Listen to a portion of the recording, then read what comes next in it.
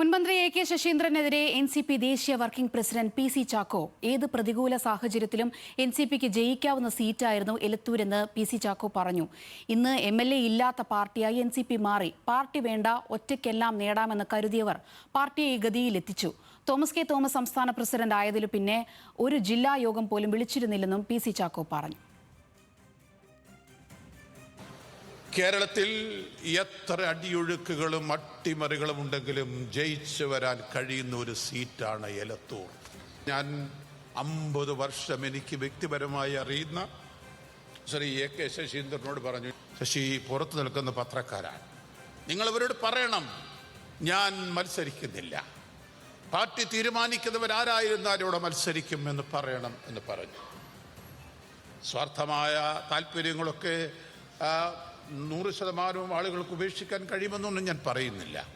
പക്ഷേ 10 വർഷക്കാലം മന്ത്രിയും 25 വർഷക്കാലം MLA-യും ഒക്കെ ആയിരുന്ന അദ്ദേഹത്തോട് സ്വന്തം നിയോജക മണ്ഡലത്തിലെ ജനങ്ങൾ കൂപ്പുകൈകളോടുകൂടി പറഞ്ഞു, ആര് നിന്നാലും ഇവിടെ ജയിക്കും, താങ്കൾ NCPക്ക് ഒരു MLA ഉണ്ടാകാൻ സഹായിക്കണം. സ്നേഹിതരെ, ഇതൊക്കെ പറയുമ്പോൾ എനിക്ക് വളരെ വിഷമത്തോടു കൂടി, ആരോടും വിരോധമുണ്ടായിട്ടല്ല. ഇന്ന് നമുക്കൊരു MLA ഇല്ലാത്ത പാർട്ടിയായി മാറിയപ്പോൾ ആരാണിതിന് ഉത്തരവാദിയെന്ന് നിങ്ങൾക്കറിയാം. കുട്ടനാട് ജയിക്കാവുന്ന സീറ്റാണ്, എലത്തൂർ ജയിക്കാവുന്ന സീറ്റാണ്.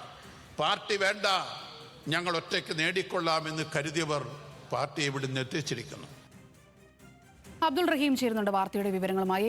റഹീം, കടുത്ത വിമർശനമാണ് പി.സി. ചാക്കോ ഉന്നയിക്കുന്നതും പ്രത്യേകിച്ച് എ കെ ശശീന്ദ്രനെതിരെ വലിയ വിമർശനവും. ഒരു MLA ഇല്ലാത്ത പാർട്ടിയായി മാറിയിരിക്കുകയാണ് NCP എന്ന് അദ്ദേഹം പറയുന്നു.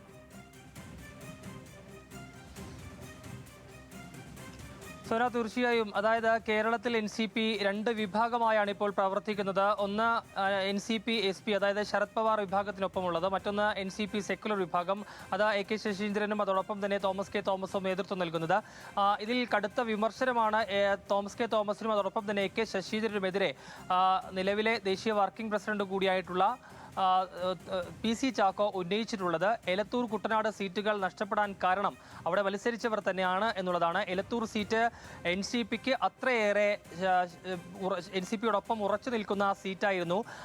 മത്സരിക്കുന്ന സമയത്ത് പലതവണ അദ്ദേഹത്തോട് ആവശ്യപ്പെട്ടതാണ്, തൽക്കാലം ഇത്തവണയെങ്കിലും താങ്കൾ തെരഞ്ഞെടുപ്പിൽ നിന്ന് മാറി നിൽക്കണമെന്ന ആവശ്യം മുന്നോട്ട് വെച്ചിരുന്നു. പക്ഷേ സ്വാർത്ഥ താല്പര്യങ്ങൾക്ക് വേണ്ടി മത്സരിച്ചു, ആ സീറ്റ് നഷ്ടപ്പെടുത്തി എന്നുള്ളതാണ് NCPയുടെ ദേശീയ വർക്കിംഗ് പ്രസിഡന്റ് കൂടിയായിട്ടുള്ള പി.സി. ചാക്കോ ഇപ്പോൾ എ കെ ശശീന്ദ്രനെതിരെ ഉന്നയിച്ചിട്ടുള്ള ആരോപണം. അതോടൊപ്പം തന്നെ തോമസ് കെ തോമസ് പാർട്ടിയുടെ സംസ്ഥാന അധ്യക്ഷനായി വന്നതിന് ശേഷം ഒരു ജില്ലാ യോഗം പോലും വിളിച്ചു ചേർക്കുകയോ സംസ്ഥാനത്തുടനീളം പാർട്ടിയെ ശക്തിപ്പെടുത്തുന്നതിന് വേണ്ട ഏതെങ്കിലും തരത്തിലുള്ള ഇടപെടലുകൾ അദ്ദേഹത്തിന്റെ ഭാഗത്തു നിന്ന് ഉണ്ടാവുകയോ ചെയ്തിട്ടില്ല എന്നുള്ള വിമർശനം കൂടിയാണ് പി.സി. ചാക്കോ ഉന്നയിക്കുന്നത്. ഏതായാലും ഇന്ന് നടന്ന, അതായത് എറണാകുളത്ത് നടന്ന NCP SP-യുടെ സ്ഥാപക ദിനാഘോഷ ചടങ്ങിൽ പുതിയ പ്രസിഡന്റായി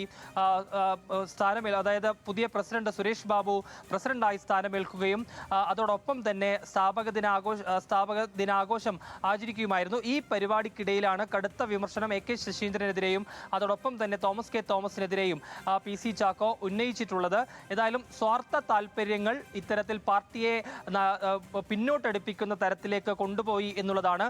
സ്വാഭാവികമായും മുന്നോട്ട് പോകാൻ എല്ലാവർക്കും ആഗ്രഹം കാണും. അതായത് ദേശീയ നേതൃത്വവുമായി ബന്ധം വിച്ഛേദിച്ചുകൊണ്ട് ഒരു കേരള പാർട്ടിയായി മാറാനാണ് മറുവിഭാഗം ശ്രമിക്കുന്നത്. അവരോട് സഹതാപം മാത്രമേ ഉള്ളൂ എന്നുകൂടി പി.സി. ചാക്കോ പറയുന്നു. ഏതായാലും 2 വിഭാഗമായി കഴിഞ്ഞു NCP എന്നുള്ളത് വ്യക്തമാണ്. ഇനി NCP സെക്കുലർ, അതായത് എ കെ ശശീന്ദ്രൻ അതോടൊപ്പം തന്നെ തോമസ് കെ തോമസ് വിഭാഗത്തിന്റെ പ്രതികരണം ഇതിലെന്താണ് എന്നുള്ളതാണ് അറിയേണ്ടത്.